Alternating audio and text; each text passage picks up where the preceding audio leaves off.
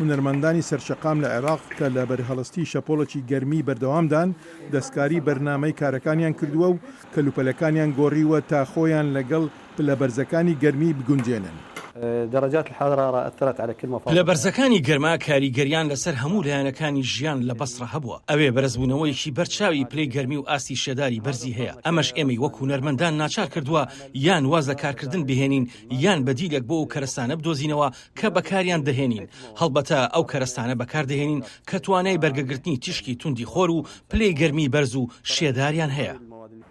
هونەرمەندان لە بری ئەوەی لە ڕۆژی ڕووناکدا کار بکەن شەوانە دەستیان بە کارکردن کردووە بە بەکارهێنانی کەرەستەی ڕۆناچی زۆر بۆ ئەوەی لە شەودا ڕۆناچی بخەنە سەر کارەکانیان.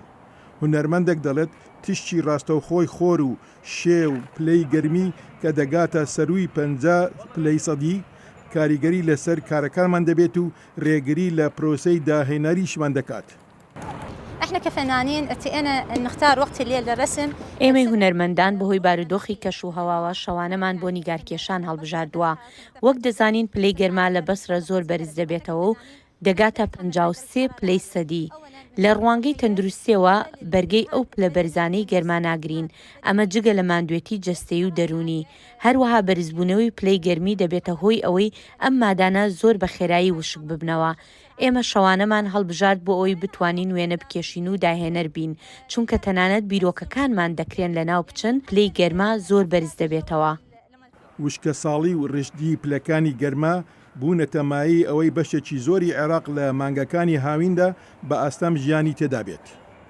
بالنسبة للرسم هو مصدر رزقنا كشخص هذا مصدر رزق. تابلۆ سازکردن سەرچاوەی بژیوی ژیانمانە. خۆم بەم شێوەیە بژیوی ژیانم دابین دەکەم.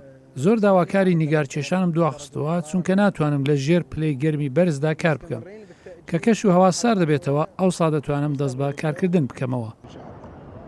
نەتەوەی گرتوەکان دەڵێت عێراق پێنجەم وڵاتی لاوازە لە جیهاندا بەرامبەر بە قەیرانی کەش و هەوا. حەیدەر کەریم دەنجی ئەمریکا.